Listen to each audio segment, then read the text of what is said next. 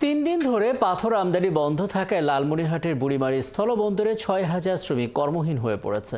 অন্যান্য বন্দরের সাথে মিল রেখে পাথর বিক্রি না হলে আমদানি বন্ধ থাকবে বলে সাফ জানিয়ে দিয়েছে পাথর আমদানিকারকরা। স্থলবন্দরের কর্মকর্তা জানান, বিষয়টি দ্রুত সমাধান করে পাথর আমদানি চালুর বিষয়ে কাজ করা হচ্ছে। সামিউল ইসলাম পাটোয়ার এই বিলনের তথ্য এবং ছবিতে বিস্তারিত। স্থলবন্দরের যে সড়কগুলো ব্যস্ত থাকবে ভারত ও ভুটানের পাথর ভর্তি ট্রাকের, সেই সড়ক এখন ফাঁকা। বেশি দামে পাথর বিক্রয়ের প্রতিবাদে আন্দোলন করছেন আমদানিকারকরা। বিষয়টি নিয়ে ভারতের চ্যাংরাবান্ধায় ভারত বাংলাদেশি ব্যবসায়ীদের বৈঠক বসলেও তা ফলপ্রসূ হয়নি। পাথর আমদানি বন্ধ থাকায় বন্দরের 6,000-এর বেশি শ্রমিকের হাতে কাজ নেই। আজকে যে আমরা যে শ্রমিক কি খেয়ে বাঁচবো, এটার কোনো নিরাপত্তা নেই। প্রায় 6,000 শ্রমিক অসহায় পড়ে আসছি।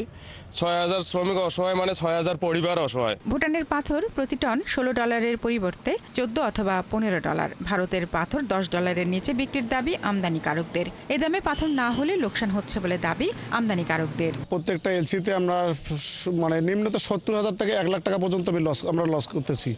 তো দীর্ঘদিন এভাবে লস করে তার ব্যবসা করা সম্ভব না। ভুটান ও ভারত থেকে প্রায় 90 কিলোমিটার দূরত্ব বুড়িমারি স্থল বন্দরের চেয়ে বেশি বাংলাবান্ধা বন্দরে $10 পাথর বিক্রি করছে তারা। শুধু এই বন্দর দিয়ে $16 বিক্রয় করায় অনেক আমদানিকারক বুড়িমারি বন্দর ছেড়ে যাচ্ছে বাংলাবান্ধা সহ অন্য বন্দরের দিকে।